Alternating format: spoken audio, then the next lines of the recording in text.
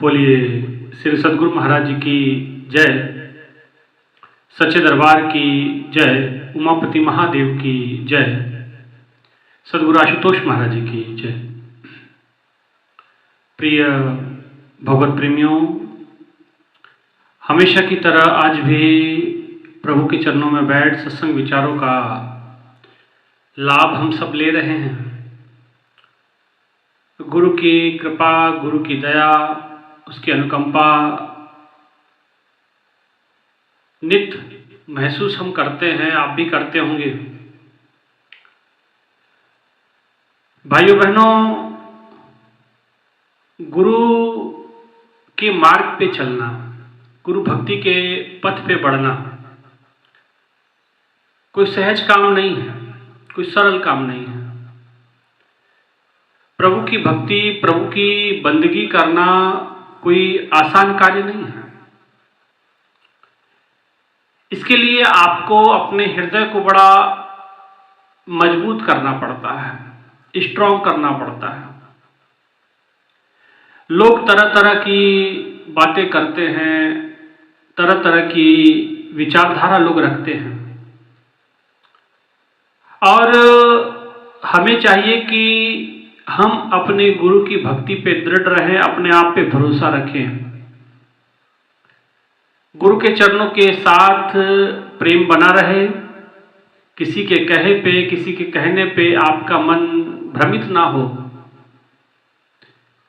इसलिए भाइयों बहनों, आपको निरंतर सत्संग विचारों की आवश्यकता पड़ती है। निरंतर सत्संग विचारों का मोटिवेशन आपको बड़ा जरूरी होता है, क्योंकि सत्संग विचारों के अंदर वो प्रभाव, वो क्षमता है कि वो आपको भटकने नहीं देता है, वो आपको बहकने नहीं देता है। आपकी एक तो गति बनाए रखता है भक्ति के पथ पे, दूसरा आप इस भक्ति के पथ पे बिना किसी रोक टोक के बढ़ते जाते हैं अनावरत। आपका लक्ष्य ईश्वर की ओर केंद्रित हो जाया करता है जब आप निरंतर नियमित सत्संग विचारों के संपर्क में रहते हैं। इसीलिए भाइयों बहनों, भक्ति के पथ पे आपने देखा होगा कि जो लोग सत्संग विचारों को सुनते नहीं, या जो लोग सत्संग विचारों का महत्व नहीं जान पाते हैं, वो अक्सर बढ़ते बढ़ते कहीं ना कहीं रुकावटों का सामना करना पड़ता उन्हें, कहीं ना कहीं मुश्किलात का सामना उनको करना पड़ता, कहीं ना कहीं बाधाओं का उनको सामना करना पड़ता। लेकिन सत्संग विचार को सुनने वाले, चिंतन करने वाले, बाधाएं आने पर भी उनकी गति बढ़ती जाती है। वो भक्ति के पथ पे निरंतर आगे की ओर अग्रसर हो जाते हैं, क्योंकि भक्ति के पथ पे जिस समय हम चलते तो संसार आपको जीने नहीं देता। कमाल की बात है, भक्ति के पथ पे आप आगे बढ़ेंगे तो संसार तरह तरह की बातें करता है, ये तो निकम्मे हैं, निठल्ले हैं। मैं तो उन सबको कहता हूं कि जो संतों को निकम्मे निठल्ले कहते, तो आप बन के देख जाइए, आप बन के देख लीजिए, आपको सब समझ में आ जाएगा कि कितना कठिन कार्य होता है ये, अपने आप को इस प्रकार से रखना। फिर लोगों की बातें, उनके विचार, आप उनके कभी संतों के प्रति विचार सुनिएगा ना, आपको लगेगा कि संत या जो साधु है वो क्या हो गया है, लोगों की नजरों में क्या है वो। लोगों की मन मुताबिक अगर बात की तो नहीं, साधु बहुत अच्छा है, नहीं संत बड़ा अच्छा है। प्रेमियों के मन के विपरीत आप बात करते तो नहीं, ये तो स्वामी जी ठीक नहीं है, ये तो अच्छे नहीं है। तो आप भी अपने अनुसार आप चयन करते हैं सब चीजों का, और संसार यही आकलन करते रहता है। वो बाहर से दृष्टिपात करता है, वो भीतर की पवित्रता, भीतर की गहराई, आंतरिक जो ईश्वर के साथ जुड़ाव है, उसका आकलन समाज संसार नहीं कर सकता, क्योंकि वो आंखों के परे है, आपके मन से परे है, वो इंद्रियों से परे है, और आपके पास इंद्रियां ही हैं, आपके पास मन है, आपके पास बुद्धि है। आप जो भी आकलन किसी व्यक्ति का करते हैं अपनी मन के अनुसार करते हैं, आप अपने इंद्रियों के अनुसार करते हैं, आप अपने चित्त वृत्तीय संस्कारों के अनुसार आगे वाले का आकलन करते हैं, जबकि इससे विपरीत भी हो सकता है और होता है। संतों के प्रति इतना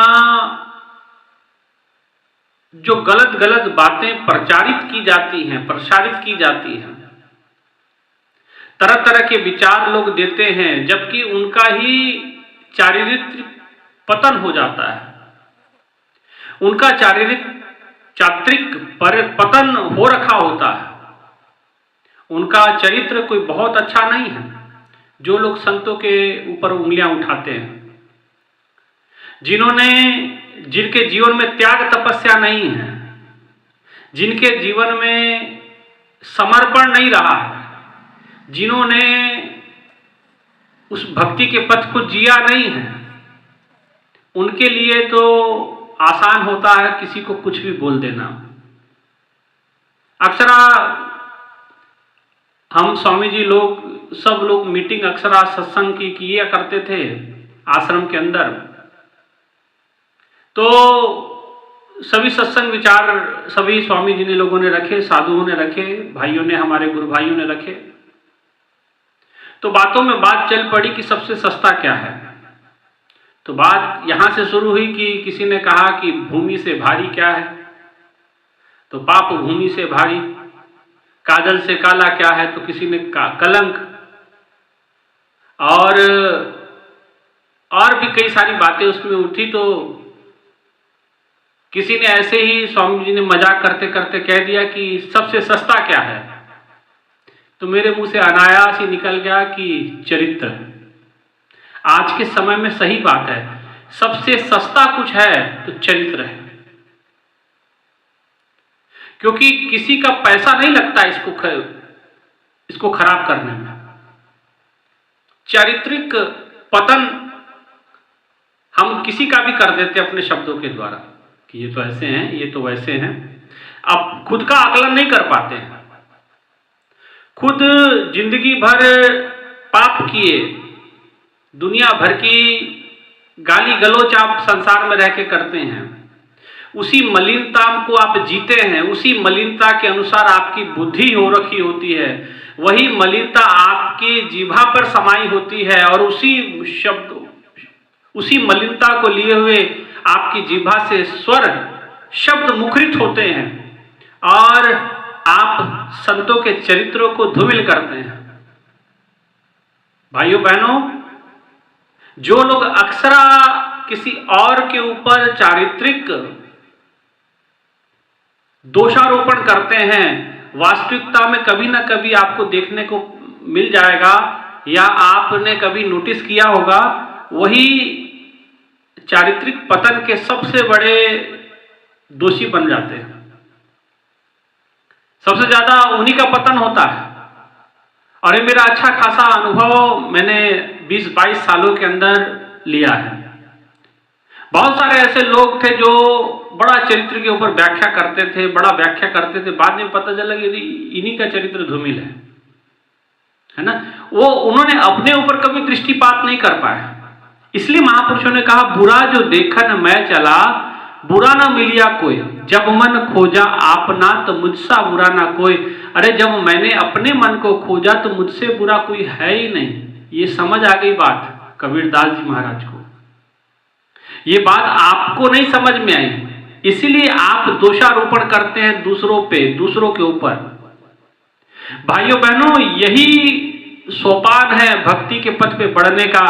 लोग तरह तरह की बातें बोलते हैं। नानक को कुराहिया कहा गया, गुरु नानक देव जी को कुराहिया कहा गया। वो तो सुंदर रास्ता लोगों को दिखा रहे थे, वो लोगों को भक्ति के पथ पे आगे बढ़ा रहे थे, वो पाखंड की दुनिया से ऊपर परमात्मा की दुनिया की ओर बढ़ा रहे थे, लेकिन उनको कुराहिया कह दिया गया। मीराबाई को जहर पिला दिया गया, क्यों पिलाया गया? सास कहे कुल नासी, सास ने उसको कुल नासी नहीं कहा, चारित्रिक दोष लगाया कि ये रात को पता नहीं किसके साथ, किस आदमी के साथ बातें करती है। वो तो अंदर कन्हैया के साथ बातें करती थी, लेकिन शास्त्र ने कुल नाशिनी का दोष लगाया उसके ऊपर। अब कुल नाशिनी कौन थी?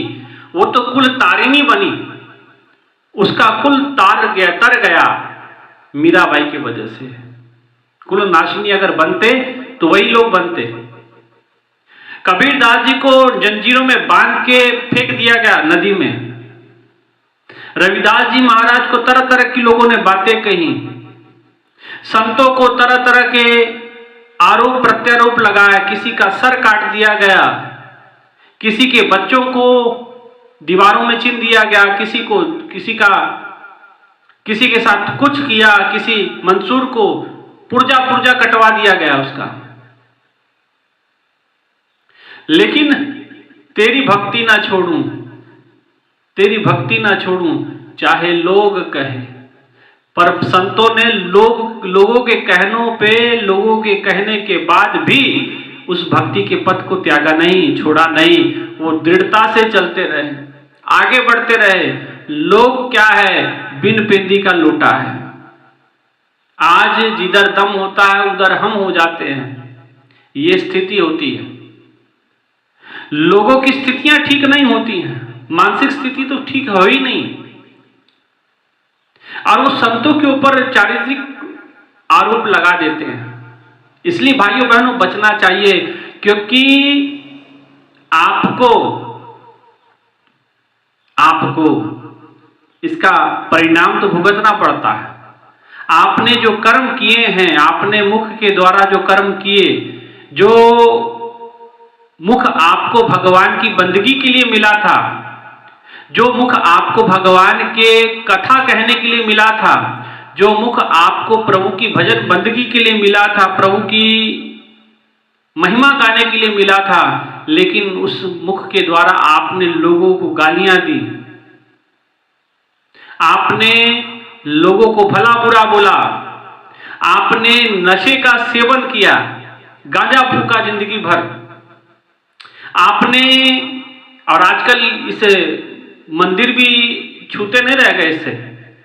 अक्सर आप मंदिरों में जाइएगा, देखिएगा, वहां कुछ ऐसे लोग मिलते हैं जो वहां गांजा पी के 24 घंटे वहां ड्यूटी दे रहे होते हैं, गांजा फूकने वाले। तो आप उनसे क्या अपेक्षा रखेंगे? ऐसे लोग संतों को तो बदनाम करते ही करते हैं, उनका खुद का कुछ होता नहीं है, उनकी खुद की कोई वैल्यू नहीं होती, उनका सामाजिक आचरण बड़ा शून्य होता है, वो सामाजिक तौर पे बड़े गिरे हुए लोग होते हैं, उनका स्वयं का चरित्र बड़ा गिरा हुआ होता है। वो दूसरों को चरित्र बताएंगे, वो दूसरों को चरित्र समझाएंगे, और उनका स्वयं का आकलन उन्होंने कभी अपना नहीं किया। इसलिए भाइयों बहनों, लेकिन संतों ने कभी इस पे ध्यान नहीं दिया। वो गतिशील होकर के आगे बढ़ते रहे, वो किसी की बातों पे रुकने वाले नहीं, किसी बातों पे ठहरने वाले नहीं, किसी के अनुसार कार्य करने वाले नहीं, वो अपनी मस्ती में चलते रहते हैं। कबीरदास जी कहते हैं कि मैं मस्त होकर के चलता हूं, मुझे दुनिया की कोई परवाह नहीं, क्योंकि मुझे केवल परवाह है तो मुझे ईश्वर के चरणों की भक्ति की परवाह है, और किसी चीज की परवाह मैं करता नहीं। लोगों ने बड़ा भला बुरा बोला, सुल्तान ने कहा कि मुझे सलाम करो। कबीरदास जी ने कहा क्यों सलाम करें आपको? आप हो कौन? आपकी हस्ती क्या है? आप माटी का पुतला, इसके अंदर से वो तत्व निकल जाएगा, आत्म तत्व निकल जाएगा तो माटी में ही मिल जाएगा। माटी का ये पुतला, माटी का पुतला कैसे नचत है? ये माटी का पुतला जो नाच रहा है, ये जिस दिन इसमें से परमात्मा का आत्म तत्व निकल गया तो आप भी मिट्टी हो जाएंगे, इस मिट्टी के अंदर दफन हो जाएंगे। काहे गुमान करते हैं अपने आप के ऊपर? किस चीज का गुमान करते हैं? आपके शरीर का, आपके पद का, या आपके बलशाली होने का? किस बात का पद है? ये सब परमात्मा छीन लेता है, और छीना रावण का पद नहीं रहा, रावण का मद नहीं रहा, तो आपका, हम लोगों का क्या रहेगा? किसी का पद नहीं रहा। और भगवान शिव कहते हैं माता सती से कि सती, अपने पिता के बारे में उन्हें बताते हुए कहते हैं, राजा दक्ष के बारे में। वो कहते हैं कि ऐसा कोई जन्मा नहीं है धरती पे जिसको पद मिला हो, मद ना हुआ हो, अहंकार ना हुआ। और अहंकार का नशा जिस समय सर चढ़ के बोलता है तो वो भला बुरा भूल जाता है इंसान। जिसको मर्जी जो मर्जी मुंह में आता है बोलते जाता है, लेकिन परिणाम भुगतने के लिए भी तैयार रहना पड़ा। और आप जानते हैं प्रजापति दक्ष का सर कटा, वहां बकरे का सर लगाया गया। और ऐसा ही होता है जिस सर में अहंकार प्रवेश कर जाता है, फिर उसकी वाणी बकरे की तरह हो जाती है जो मैं करता है। वो सिर्फ अपने बारे में सोचता है, अपने बारे में समझता है, वो उसको दूसरे से कोई लेना देना नहीं, उसको ईश्वर से कोई मतलब नहीं होता है। उसे अपनी सिर्फ स्वार्थ सिद्धि है जो मैं सिर्फ अपना दिखता है, दूसरों का नहीं दिखता है। उसको समाज के कल्याण से कोई लेना देना नहीं होता है। उसका एक ही फार्मूला होता है कि फूट डालो और राज करो, हमेशा दूसरों पे दोषारोपण करना, यही उनका काम रहा। लेकिन संतों ने उसकी परवाह नहीं की। कबीरदास जी कहा सलाम करो, कबीरदास जी ने कहा कि हम किसी को सलाम वलाम नहीं करेंगे, हम परमात्मा के चरणों में झुकते हैं, परमात्मा की भक्ति बंदगी करने वाले लोग हैं, हमें किसी की परवाह नहीं। तो कहा कि आपका सर काट के आपको मौत के हवाले कर दिया जाएगा, काल के हवाले कर दिया जाएगा। कबीरदास जी ने कहा कि काल का डर हमें मत दिखाना, काल का डर तो आप किसी और को दिखाना, काल हमारा कुछ बिगाड़ नहीं पाएगा। काल से तो वो डरे जो काम करे चंडाल का, और काल उसका क्या बिगाड़े जो दास हो महाकाल का। उसका कौन बिगाड़ेगा जो दास ही महाकाल का है। कबीरदास जी ने कहा कि काल पकड़ चेला किया, जिस काल को तुम डरा रहे हो हमारे समक्ष कि काल के हवाले कर देंगे, अरे महाराज आपके काल को तो हमने पकड़ के अपना चेला अपना शिष्य बना रखा है। काल पकड़ चेला किया और काल का कतरा कान, अरे उसका कान काट के रखा है मैंने। काल का कतरा कान, मैं सतनाम सुमरण करूं किसको करूं सलाम। मैं तुम्हें सलाम क्यों करूं, मैं तो प्रभु का नाम स्मरण करूंगा, मैं तो प्रभु का चिंतन करूंगा, मैं तो प्रभु का सुमरण भजन बंदगी करूंगा, मैं तुझे सलाम क्यों करूं।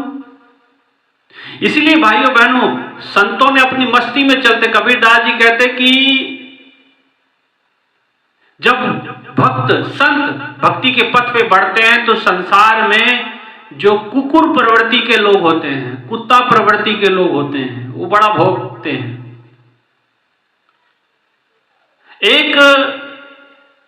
लेकिन हाथी को कोई फर्क नहीं पड़ता है।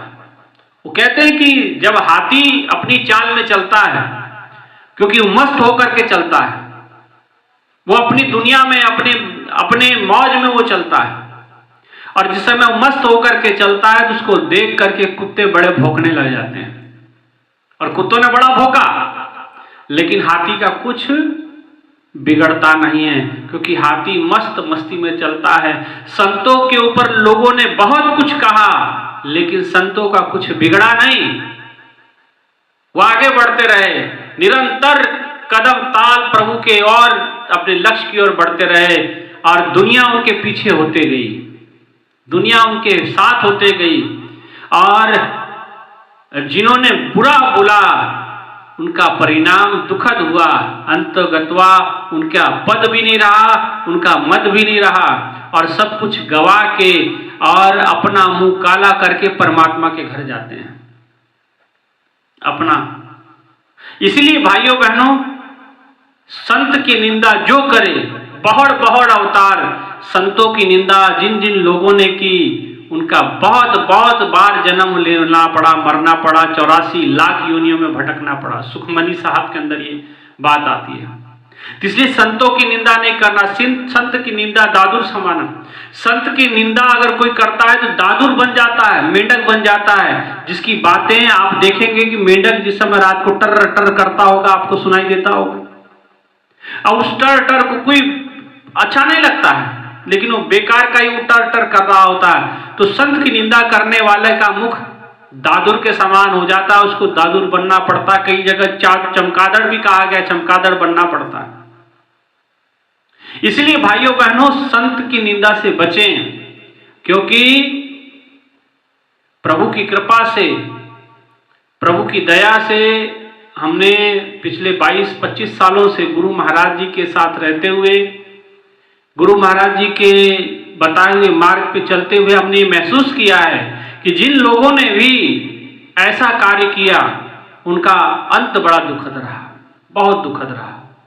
इसलिए अब भी समय है, अपने आप को सजाएं, अपने आप को संवारें, अपने आप के ऊपर कार्य करें। दूसरों पर ध्यान देने की आवश्यकता नहीं, मुझ पे ध्यान देने की आवश्यकता नहीं। मुझ पे ध्यान रखने के लिए मेरे गुरु पर्याप्त हैं। मेरे ऊपर एक एक कर्म के ऊपर मेरे गुरु की नजर है, आपकी नजर रखने की आवश्यकता नहीं है। मेरे हर कर्म पे मेरे सतगुरु की नजर है। या तो आप कह दीजिए कि आपका गुरु अंधा है, वो देख नहीं रहा शिष्यों को, हम देख रहे हैं। मेरे गुरु की नजर पल प्रतिपल मेरे पे होती है, गुरु मुख है। इसीलिए भाइयों बहनों,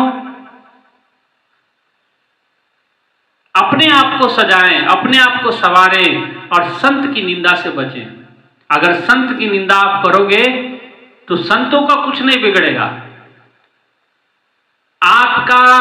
आपके ऊपर जो पापों का बोझ जाएगा, क्योंकि संत के सर पे लाखों महापुरुषों का, उसके तपस्या का, उसकी साधना का, उसकी सेवा का प्रताप होता है, गुरु का आशीर्वाद होता है। गुरु जिस समय ज्ञान देता है, दीक्षा देता है और ये भगवा कपड़ा देता है, पथ पे चलाता है, तो ऐसे नहीं चलाता, वो आशीर्वाद दे के भेजता है और वो पल पल हमारी रक्षा करता है। इसीलिए आप जिस समय उस संत की निंदा करते हैं तो आप बहुत बड़ी गलती आप कर देते हैं और बहुत बड़े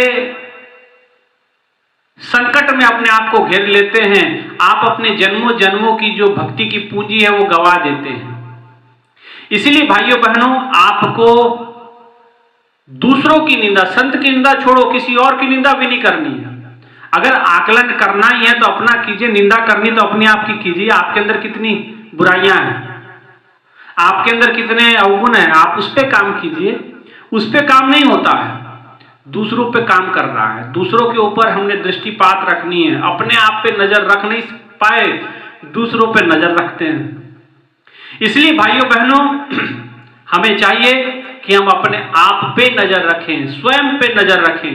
और जब स्वयं पे नजर रखेंगे तो आप पाएंगे कि आप नहीं हैं, आप तो पर ब्रह्म का ही स्वरूप हैं, पर ब्रह्म का ही रूप हैं। और आप अपने आप से जिस समय चर्चा करेंगे, अपना चिंतन, अपना मनन करेंगे, तब आप पाएंगे कि आपको लगेगा कि इस धरती पे मेरे जैसा बुरा कोई धरती पे है ही नहीं। लेकिन प्रभु की कृपा इतनी जबरदस्त मुझ पे हुई है कि उसका मुकाबला कुछ नहीं है। उसके बदले हम गुरु को कुछ दे नहीं पाते हैं, गुरु ने जो कृपा की है। और भाइयों बहनों, इसीलिए गुरु की कृपा को समझना है, गुरु की दया को समझना है, गुरु के विचारों को समझना है और भक्ति के पथ पे निरंतर बढ़ना है। निरंतर जिस समय आप भक्ति के पथ पे बढ़ते हैं, निरंतर भक्ति के मार्ग पे कदम ताल करते हैं, लोग बहुत इस भक्ति के पथ पे आपका विरोध करने वाले आ जाते हैं। भक्ति के पथ पे आपको भला बुरा बोलने वाले बहुत लोग मिलेंगे, लेकिन परवाह नहीं करनी।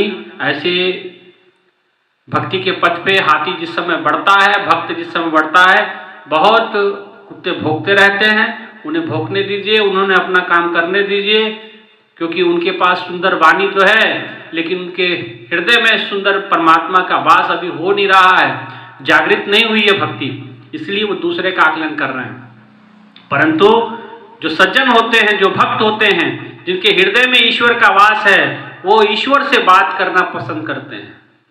आंखें बंद करते हैं और अंदर प्रकाश प्रकट होता है, परमात्मा का दिव्य रूप प्रकट होता है और उस रूप के साथ चर्चा करते हैं, आत्मचिंतन करते हैं, आत्ममंथन करते हैं। और अपने जीवन के उस परम लक्ष्य को प्राप्त कर जाते हैं। इसलिए हमें भी कोशिश करनी है कि हम अपने परम लक्ष्य की ओर ध्यान दें, संतों की निंदा ना करें। संतों की निंदा अगर करेंगे तो न मालूम आपको क्या क्या बनना पड़ जाए, क्या क्या भोगना पड़ जाए। पहला तो घर से लक्ष्मी गायब हो जाती है, ये बात हमेशा ध्यान रखना। जिन लोगों ने संतों की निंदा की, संतों के बारे में भला बुरा कहा, उसका पद, उसका मद, उसका धन कुछ नहीं रह जाता, सब कुछ गंवाना पड़ता है। रावण ने राम जी के साथ बैर किया, ना उसका पद रहा, ना उसका मद रहा, सोने की जैसा लंका जल के खाक हो गई। हनुमान जैसे संत का अपमान किया उन्होंने। संत अवज्ञा कर फल ऐसो, जरे घर अनाथ के जैसो। इसलिए संतों का अपमान ना करें, संतों की सेवा करें, कर सकते हैं तो, नहीं तो भी आवश्यकता नहीं है। प्रभु का पे आधारित उनका जीवन होता है, वो जीवन आपके भरोसे नहीं जी रहे होते, वो भगवान के भरोसे उनका जिंदगी चल रही होती है। भगवान तेरे भरोसे मेरी गाड़ी, तू जाने तेरा काम जाने। उनकी श्वास से परमात्मा चला रहा होता है, उनको भोजन की व्यवस्था भी परमात्मा करके दे रहा होता है, सब कुछ ईश्वर ने कर रखा होता है। आप व्यर्थ का ही, बिना कारण का अहंकार पाल के रखते, हम करते हैं। आप है कौन करने वाले? आपके बस की है क्या? आपके बस की कुछ नहीं है, ना कुछ करने लायक है आप, और आप कुछ कर भी नहीं पाएंगे। इसीलिए अगर कर सकते हैं तो प्रभु की भक्ति करें, कर सकते हैं तो आत्मचिंतन करें, कर सकते हैं तो आत्म विश्लेषण करें और प्रभु की साधना भजन बंदगी करें, अन्यथा जीवन बेकार ना करें। इसलिए भाइयों बहनों, गुरु महाराज जी हमेशा समझाते रहे कि कबीरदास जी की अगर ये लाइन समझ में आ गई कि बुरा जो देखन मैं चला, बुरा ना मिलिया कोई, जब मन खोजा अपना तो मुझसा बुरा ना कोई। कि जब मैंने अपना मन टटोला, जब मैंने अपने आप को देखा तो पता चला मुझसे बड़ा नीची कोई नहीं है, मुझसे बड़ा दरिद्र ही कोई नहीं है, मुझसे बड़ा, या यह कहें कि मुझसे बड़ा गलत व्यक्ति धरती पे कोई पैदा नहीं हुआ, है ना। इसीलिए भाइयों बहनों, ये बात महाराज जी कहा करते हैं कि अगर ये बात जिस दिन समझ आ गई आप सबको, तो कहते हैं कि धरती पे कोई लड़ाई का कारण नहीं बचेगा। सब अपने अपना चिंतन करें, सब अपना अपना मंथन करें और आत्मचिंतन करके ईश्वर आधारित जीवन को जीने दें और जिए भी।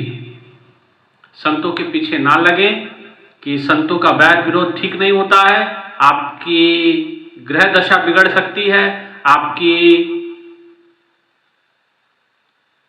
आर्थिक स्थिति बिगड़ सकती है, आपकी सामाजिक स्थिति भी बिगड़ सकती है ना। और ये संतों के बैर विरोध का प्रताप होता है। इसलिए आप रावण की स्थिति आप देख लें। रावण का कहते कि रावण का इतना बड़ा परिवार था, सब कुछ उसका बर्बाद हो गया, है ना बच्चे बचा पीछे, सारी विधवाएं बची और बच्चे बचे, है ना। स्वयं तो चला गया, पीछे उजाड़ बियाबान लंका छोड़ गया रोने के लिए। तो ऐसा आपके साथ ना हो कि आपने साम्राज्य खड़ा किया और संतों की निंदा में लग जाए और आपका खड़ा किया गया साम्राज्य सिर्फ शमशान घाट की तरह, जैसे रुदन मचा लंका में, वैसे कहीं आपके घर भी रुदन ना मचे, रोना ना पड़े, आपको पछताना ना पड़े, है ना। इसलिए संतों की सेवा करें, कर सकते हैं तो कोई जरूरत नहीं है। आप नहीं समझ में आता है, कोई फर्क नहीं पड़ता, आप अपने घर में रहें, जो कर रहे हैं करें, लेकिन गलत कामों से बच जाएं। आपको नहीं समझ में आते, हम आपको नहीं अच्छे लगते, कोई बात नहीं है भाई, जय श्री राम उनके लिए भी। और जिनको सत्संग विचार अच्छे लगते हैं वो सुने, जिनको नहीं अच्छे लगते ना सुने। किसी के साथ जोर जबरदस्ती थोड़ी है ना, छोड़ के जाएं। इसलिए बिना वजह के बातें ना करें, कमेंट्स ना करें कि जो बिना सिर पैर के हों और जिसका कोई औचित्य ना हो, जो बिना किसी बातों के आप गलत कमेंट्स जो कर देते हैं, तो आपके लिए ही हानि है, हमारे लिए हमारा कुछ हो जाने वाला नहीं है। संतों की निंदा आप लोग करोगे तो ऐसा है कि सूरज की तरफ मुंह करके थूकने वाली बात है। आपका थूक तो ऊपर पहुंचेगा नहीं, गलती से आप ही के ऊपर गिरेगा वो सब, है ना। तो आप अपने जाल में स्वयं फंस जाते हैं और स्व भी तड़फते हुए फड़फड़ाते हैं फिर आप, है ना। इसलिए भाइयों बहनों, डट करके सेवा साधना करें, आप आत्मचिंतन करें, आत्ममंथन करें और निंदा से बचें। यही आज के सत्संग विचारों का सूत्र है। और संतों ने यही किया, लोगों ने बहुत निंदा की, बहुत भला बुरा बोला, लेकिन उन्होंने परवाह नहीं की, वो आगे बढ़ते रहे, अपना कार्यक्रम करते रहे, ठीक है ना। हमारा भी ऐसा ही है, लोग भला बुरा बोलते रहेंगे, हम रुकने वाले नहीं, हम अपना कार्यक्रम करते रहेंगे, हम सत्संग विचार देते रहेंगे, इस भक्ति के पथ पे बढ़ते जाएंगे। हम देखते हैं कि कौन रोकेगा, और कोई रोक नहीं पाएगा। गुरु महाराज जी का आशीर्वाद है, गुरु की कृपा साथ है, ईश्वर अपने साथ है, तो डरने की क्या बात है। हमें डरने घबराने की जरूरत नहीं है, क्योंकि हम सही हैं, हम गलत नहीं है, हमने गलत का साथ कभी नहीं दिया है, हमने सत्य का साथ दिया है। और सत्यमेव जयते, सत्य की ही अंतोगत्वा विजय होती है। ठीक है, परेशानियां होती हैं, लेकिन सत्य हारता नहीं है। संघर्ष उसके जीवन में रहता है, लेकिन संघर्ष से भागते नहीं है। संघर्ष को मुंह देना, संघर्ष के साथ पंजा लड़ाना गुरु महाराज जी ने हम सब गुरु भाइयों को, गुरु बहनों को सिखाया है, और हम कर रहे हैं। और संघर्ष हारता नजर आता है, और संघर्ष के साथ हम गुरु महाराज जी की कृपा को भी महसूस करते हैं, उसकी दिव्यता को भी महसूस करते हैं। और यही दिव्यता आप भी महसूस करेंगे जब आप इन लोगों से संघर्ष के बीच में भी आप भक्ति के पथ पे बने रहेंगे, तब, है ना। इतना ही कहते हुए, संघर्ष में भी, लोगों की भली बुरी बातों में भी आप भक्ति के पथ पे बने रहें, डट के साधना सुमरन चिंतन करें। ये विचारों के साथ आज के विचारों को विराम देते हैं, और जरूर सत्संग विचारों को पूरा सुने और चैनल को सब्सक्राइब कर लें, ठीक है। इतना ही कहते हैं, विचारों को विराम देते हैं। बोलिए श्री सद्गुरु महाराज जी की जय, सच्चे दरबार की जय, उमापति महादेव की जय, श्री कृष्ण बलदेव की जय। धन्यवाद।